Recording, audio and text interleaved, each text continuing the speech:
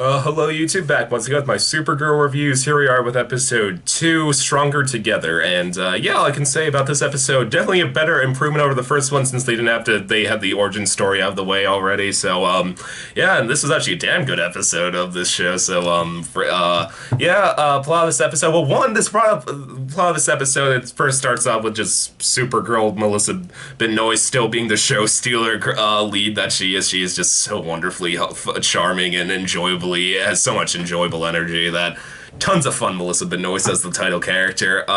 She's still trying to be heroic, but she learned she hasn't really figured out the whole heroic thing yet. She still has issues being heroic, and because I do like that. I do like they bring that up. That like she was basically just a standard normal human being, like. For I think it's what is it, like 10 to 20 years, whatever. And so she's like, it doesn't, she's not the best, like, she's like not the most best at like realizing how to handle like a situation, like with, even if she is so super powerful, like, and I like they brought that up and they're like, okay, maybe you have to build your way up to being like super heroic, like maybe you gotta work your way from the bottom up, like get used to it, and so I like the fact that they brought that up instead of just being like, no, she's the super duper hero. One thing I can go out without with this show that at the moment, I'm sick of all the Superman references. Yes, we get it. Superman also exists in this world you made. You don't have to keep referencing him. It's getting kind of annoying. So there's that, and I'm pretty sure they basically Fox told CBS like don't do Superman at all, like don't show him at all, so you'll never see him. So, because we couldn't have this show interfere with that masterpiece of Man of Steel movie. Oh God. God, I really am annoyed with Fox. Like there's the fact that they made them like screw out. Like they basically said like don't do the Joker and Harley Quinn and the Suicide Squad in Arrow. Like, oh whatever. I'm getting off track. I digress. But yeah, some of the references can get kind of annoying from time to time. So there's that. And villain this week, he was some sort of insect dude, still pretty boring villain, but I will say the effect of his mouth was a pretty fun effect. I enjoyed looking at it. So there was that. Anything else? There was a lot of good side character development this week. I really do like all these side characters. There's not one that I think that is annoying me at the moment.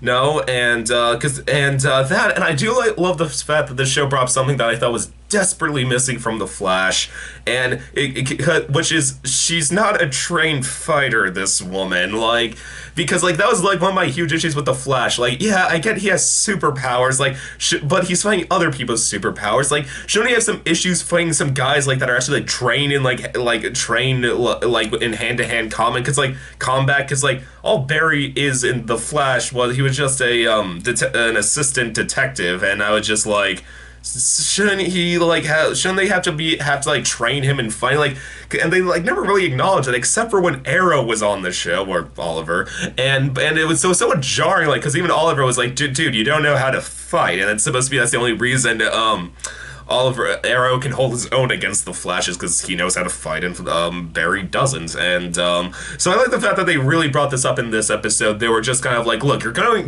I mean, we know you have superpowers. We know that you are more powerful, but you are fighting aliens with other superpowers, and you're probably going to need to become a better fighter to deal with them. So, like, they brought that one up. That was I thought that was really missing from The Flash.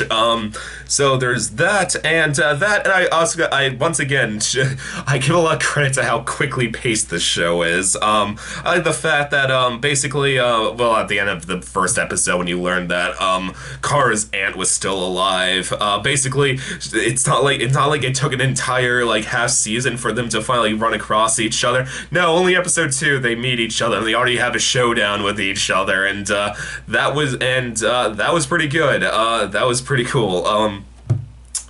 Some of the fight choreography wasn't the best, especially when they were both flying. That looked kind of silly. Still, it was kind of fun just seeing them just throw each other across the room. That was pretty funny. A very sick in a very over the top manner. That I also like the fact that it wasn't Supergirl who took down like the other mutant like face. It was the sister who's like a trained fighter. So I was like, okay, good. Like at least they acknowledge that like this anti-alien company actually knows what they're doing. They're not completely useless. And I also love the line when just the captain of the, I forget what they're called, the anti-alien company shows up, and then just like the ant just like grabs it and is like, do you think you have anything that can hurt me? She's just like, yeah, just pulls out krypton and just stabs it right in her shoulder, in her arm. I thought that was hilarious.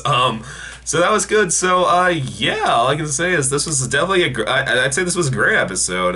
Had some, Melissa Benoist still such a great, show-stealing lead. All the side characters are getting more developed and all becoming really likable, not except for the ones that were already likable. So, like, Gordon and I forget what her friend's name is. And, yeah, comedy still has a very fun, tongue-in-cheek attitude to it, and, as action, the choreography could definitely be better for action sequences. This definitely is nowhere near Arrow levels. I'd say it's even worse than The Flash at the moment. But yeah, so I can say is a damn good episode. Yeah, and there's one other thing I want to talk about before I sign off here. It's this show is interesting because, well, one, I'm happy that this was the most viewed superhero show series premiere of all time, because I'm like, good. So now Hollywood will realize that people will watch a female-led superhero thing. It doesn't have to be male-led. I like that. I'm glad that happened.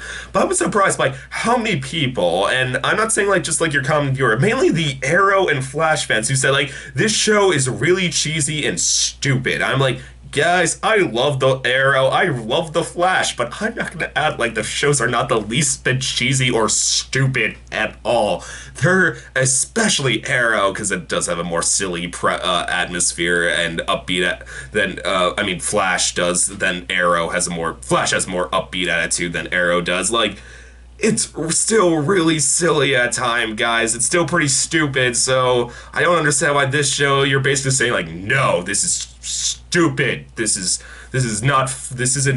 just silly. I'm just like, guys, what shows have you been watching? Like, yeah, so that's all I can say, guys. Really, The Flash and Arrow, I love them, but they're not untouchable masterpieces of television. They're very enjoyable pieces of television, and that's exactly what this show is, becoming a very enjoyable piece of superhero television. And like I said, so happy it got as many views as it did its premiere.